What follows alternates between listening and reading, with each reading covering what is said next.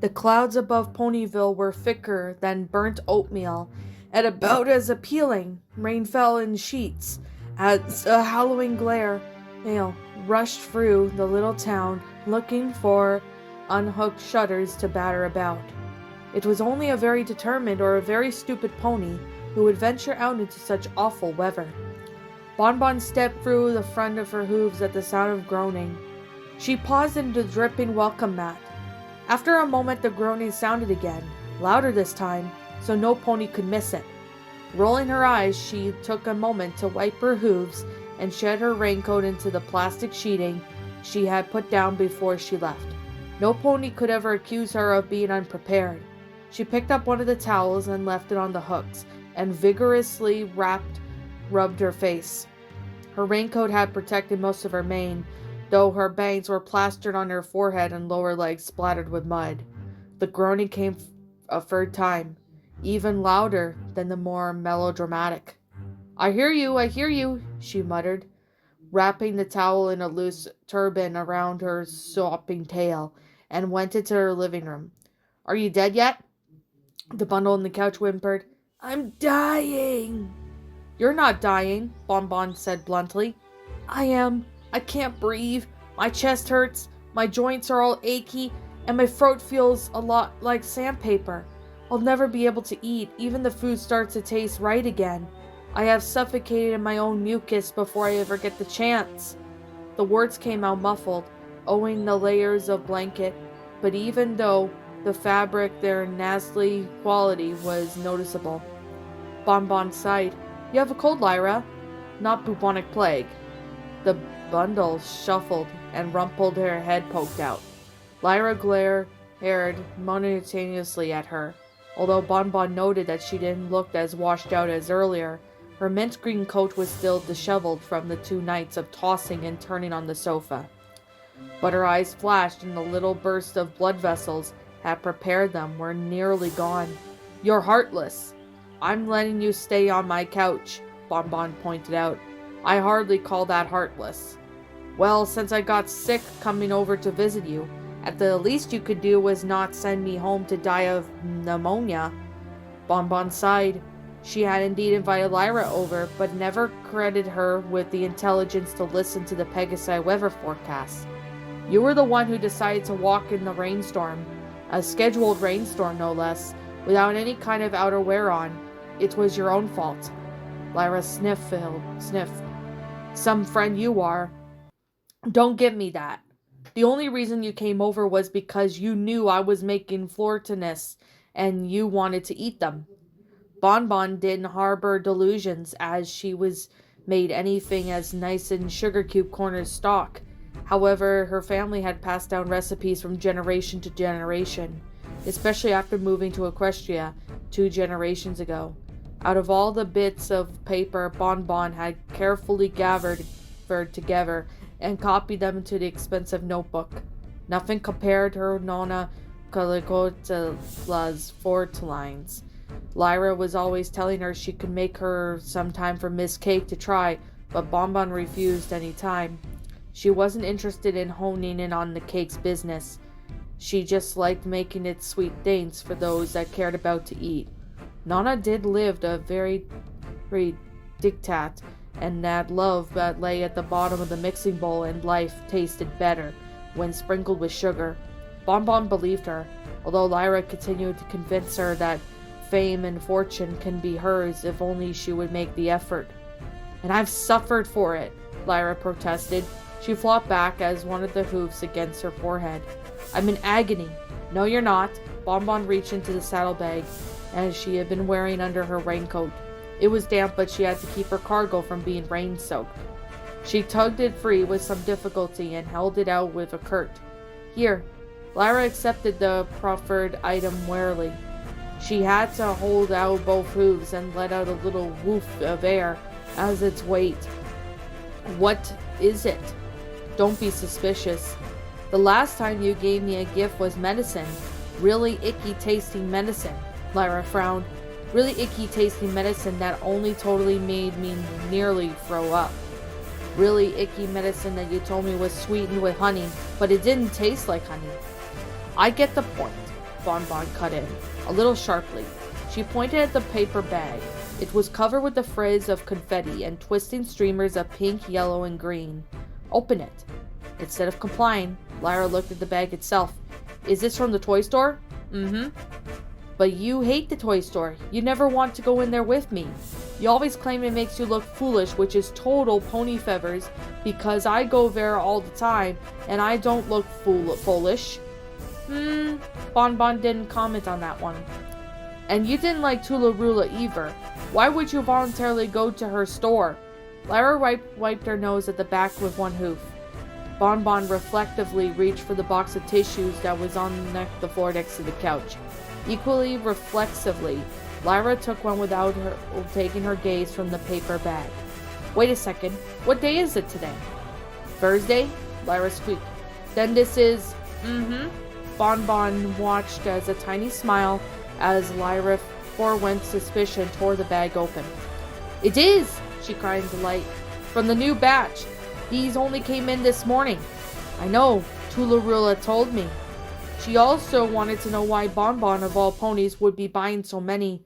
Tiny plastic models were designed with foals in mind. After all, usually Bonbon would have a very witty retort already. But she had mumbled something inaudible and paid as quickly as she could, thankful for the rain still keeping ponies indoors when they couldn't see her try to squash through the entire box into the saddlebag without overbalancing. Bonbon had grumbled, complained, groused, and bellyached all the way home. Getting muddy and after being smacked with rain, she felt like some pony had kicked gravel in her face, had done nothing to make her better. Lyra's expression, however, did. Oh my gosh, oh my gosh, oh my gosh, oh my gosh, oh my gosh, oh my gosh, oh my gosh! Lyra squealed as she opened the box and surveyed row upon row of shiny little packets. I thought I was going to miss out. I thought they'd be all gone by the time I was well enough to get them. She lifted one out, a purple metallic sheen reflecting in her golden eyes.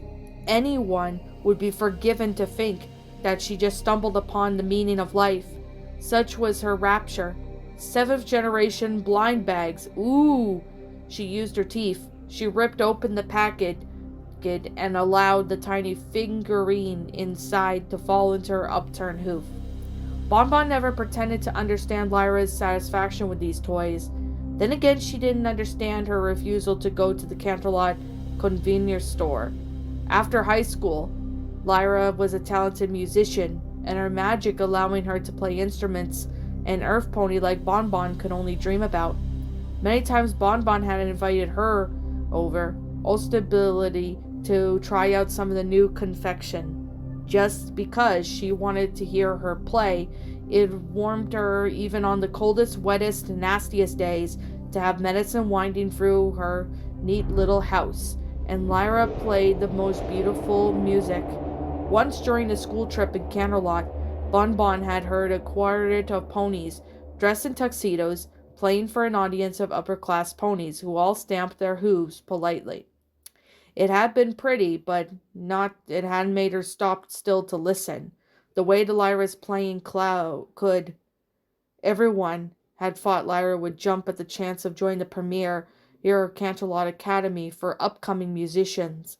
All through school she had wowed every pony with her ability, and even got as far as filling out the application form.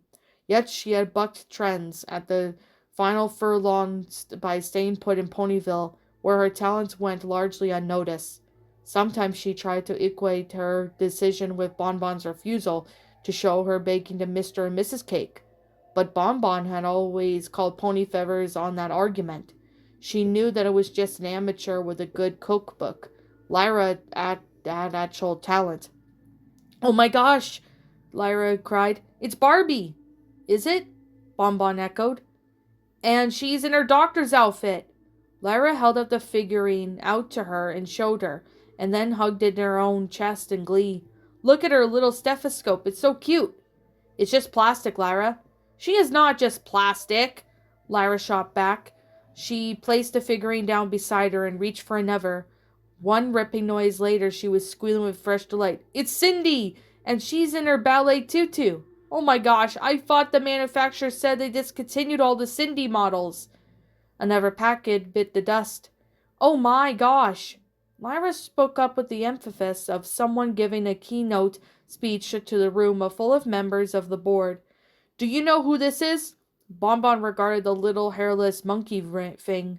Unlike most monkeys, it had no tail and was topped over by a massive frothy pink hair, sculpted twice the size of her head. Bits of glitter sparkled all around her equally pink outfit, catching the flickering light from the fireplace. Should I know? It's only Gem, Lyra said reverently. She is so rare I didn't think I'd ever see her, let alone own her. I thought the company lost the rights to her design since they couldn't make any more of her. Well, I guess they got them back, Bonbon shrugged. Or something. Lyra turned the little plastic face towards her. This is epic. Not sure if you've used that word correctly, but I'm glad you're happy. Instantly, Lyra froze and a hoof poised over the box to pluck out another packet. She let her hoof drop to the basket and over her hind legs and rubbed her nose with her tissue. Why did you do this? Bonbon shrugged and pawed the towel around her. I thought you'd be disappointed if you didn't go today. It's all you've been talking about for the last 3 weeks.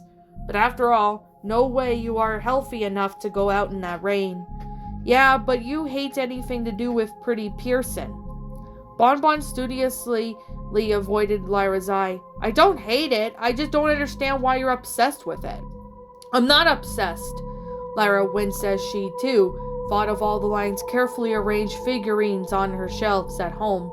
Bonbon had gapped, and she first saw the care typically messy pony had taken with them. It was not usual to find Lyra searching through her own garbage to find some precious thing she had accidentally thrown out. Up to and including her lyre, electricity bill, or school yearbook, each little doll had been carefully placed in a precise order and was dust more than the rest of their whole house. Likewise, the plush toys and books she had arranged on the bookshelf below them, and the comics organized strict numerical order in a special protective box underneath them. In the sea of untidiness, it was an island of order and infatuation.